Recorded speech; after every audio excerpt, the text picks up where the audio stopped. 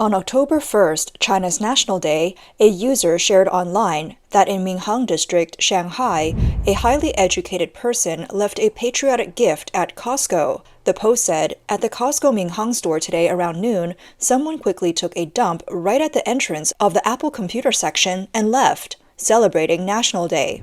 The Chinese Communist Party calls October 1st National Day, but many Chinese people see it as a day marking the fall of mainland China, a day of national mourning for true patriots. Every year on this National Mourning Day, unusual events occur across China, and this year seems livelier than before. Regarding the incident in Shanghai, netizens offered various unique analyses. He said, "He probably just had an emergency and couldn't hold it any longer." Another believed it was aimed at foreign hostile forces. He did it right in front of the Apple store. Some suggested this was carefully planned. If he got caught, he could claim he was an anti-American patriot and use that to defend himself. Soon after, another user noticed that Chinese social media platform Xiaohongshu was flooded with news of people defecating in different locations across the country. A user replied, "Same here. I even saw one about a subway station." One user cleverly summarized, "Taking a dump isn't something you can just plan ahead for. It doesn't come out that easily. Given the day he chose, whether it was an emergency or not, I give him a big thumbs up." The widespread defecation incidents on National Mourning Day suggest there's a mysterious force compelling people to offer this strange gift for the CCP's 75th anniversary of seizing power. Another user shared some delayed news. Last year, on the day before the CCP's July 1st party anniversary, someone defecated on Tiananmen Square during the flag-raising ceremony, and the crowd stepped in it, spreading it everywhere. On June 30th, a netizen posted that around 4 a.m. that day, a tourist at Tiananmen Square, during the flag-raising ceremony, couldn't hold it and relieved themselves in the middle of the crowd. Then they slipped away. With so many people there, it got stepped on and spread all over. The stench filled the square, and it took the sanitation workers over 10 minutes to clean it up. The foul-smelling flag-raising ceremony the day before the party anniversary became a joke online, with many suggesting it was a bad omen for the CCP. Watching the flag being raised turned into watching poop. What a fragrant flag-raising ceremony. That was a hefty load. Looks pretty patriotic to me. It really complements the flag raising. Taking a dump next to that big graveyard, referring to the National Center for the Performing Arts, seems fitting. It's just doing the right thing at the right place. A once-in-the-century poop crisis for sure. Some even joked that rebels might have intentionally carried out a special defecation mission at Tiananmen during the party anniversary just to discuss the CCP. According to a video posted by multiple users on X, on October 1st flag-raising ceremony in Nanchang, Jiangxi, the flag-bearer allegedly raised the national flag to half-mast on purpose, sending a message to the public that this day is a day of national mourning. Many netizens praised the flag-bearer for this act, calling it a righteous gesture and claiming that the CCP's end is near. The video shows a large crowd at the ceremony, with the flag stopping halfway up the pole, which then caused a commotion among the people gathered.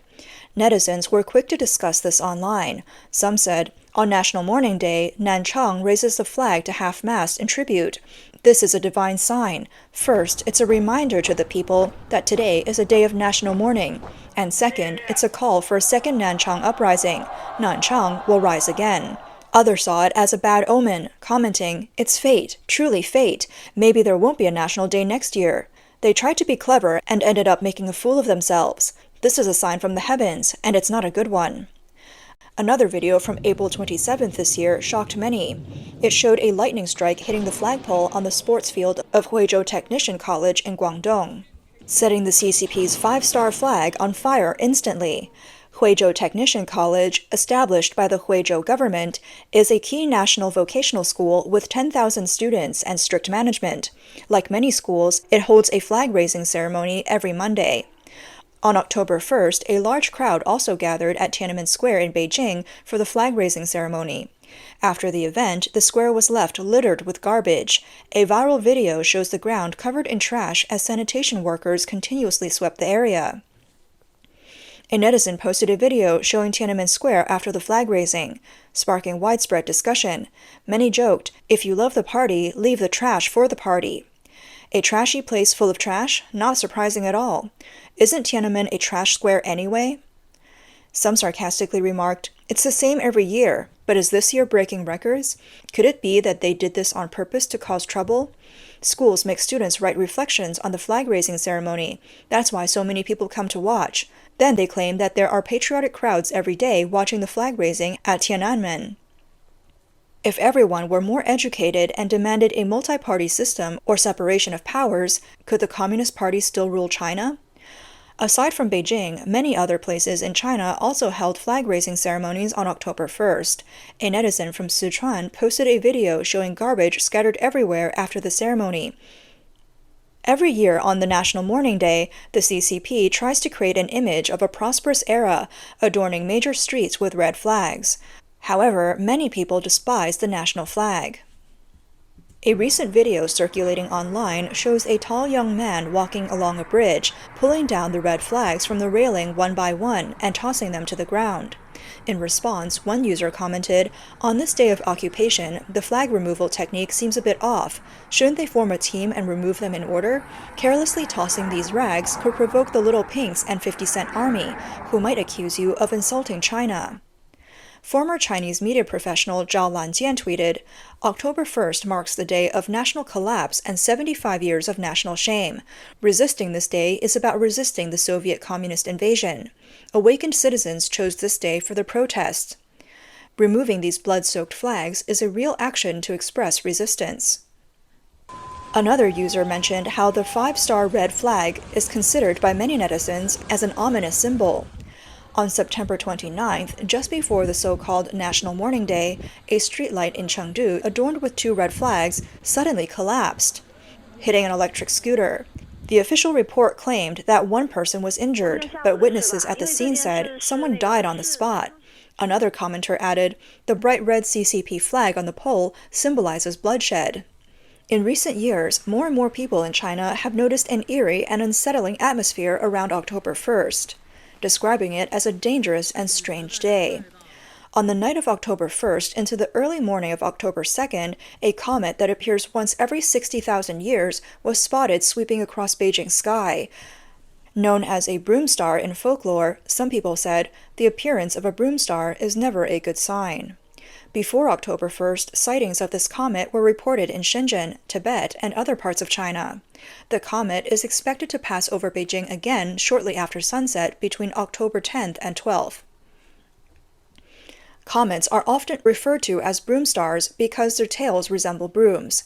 In Chinese tradition, the appearance of a comet is often considered a bad omen, believed to bring disaster or death to kings or male nobles. Meanwhile, many people took advantage of the National Day holiday to drive home or travel. However, the increased traffic, combined with sudden snow and rain in the north, caused frequent traffic accidents.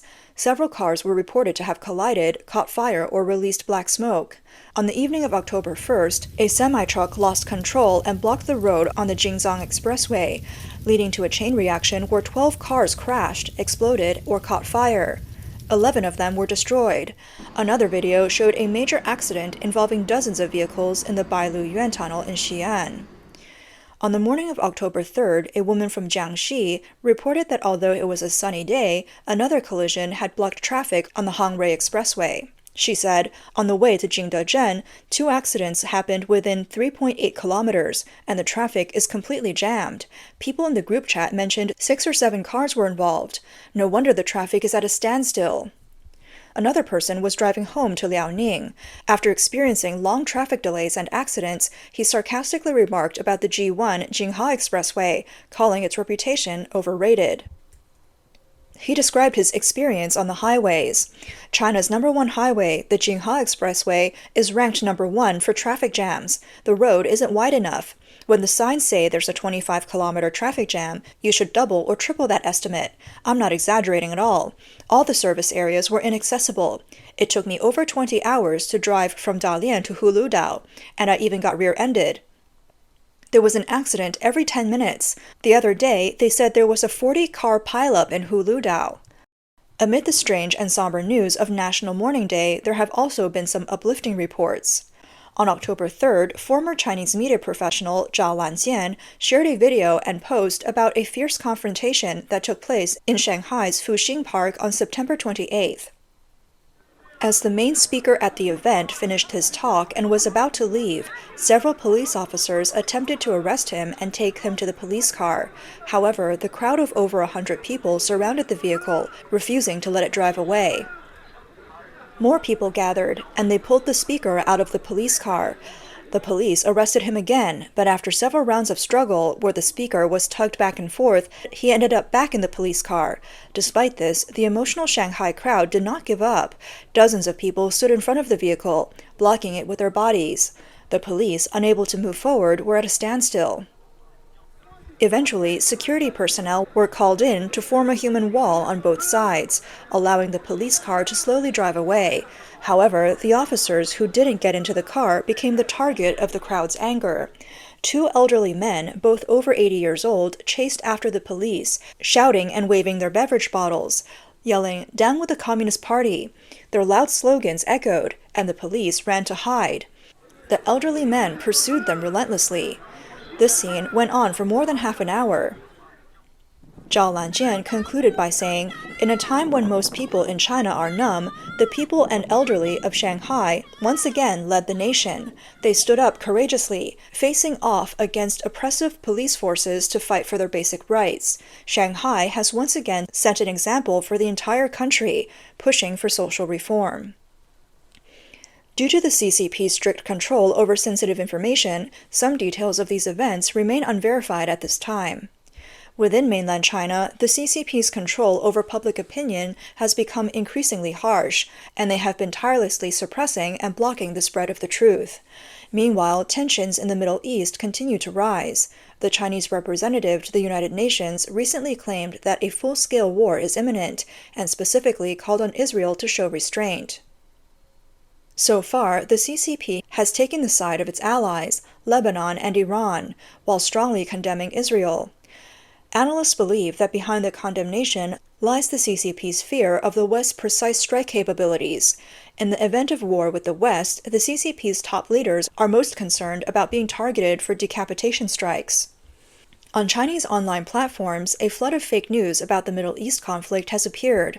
For example, the false claim that Iran launched 200 missiles at Israel was exaggerated to 400 missiles on Chinese social media. These lies reflect the underlying fear within the CCP leadership.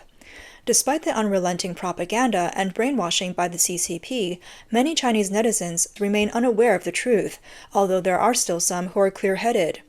The X-platform user, Beijing Kanye, posted a video reflecting the mindset of some people in mainland China. This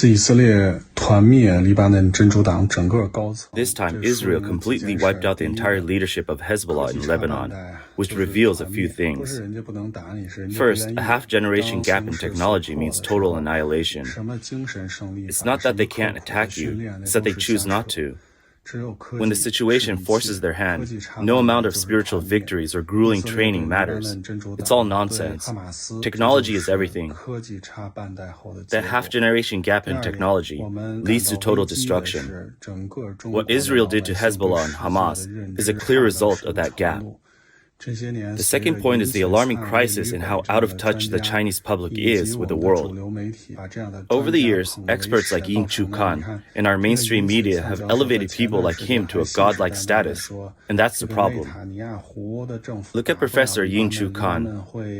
Not long ago, he confidently claimed that Netanyahu's government couldn't fight Lebanon, that Lebanon would drag Israel down, and that Israel couldn't handle multi-front warfare. But when the real battle unfolded, Israel took them by complete surprise and defeated them in one move.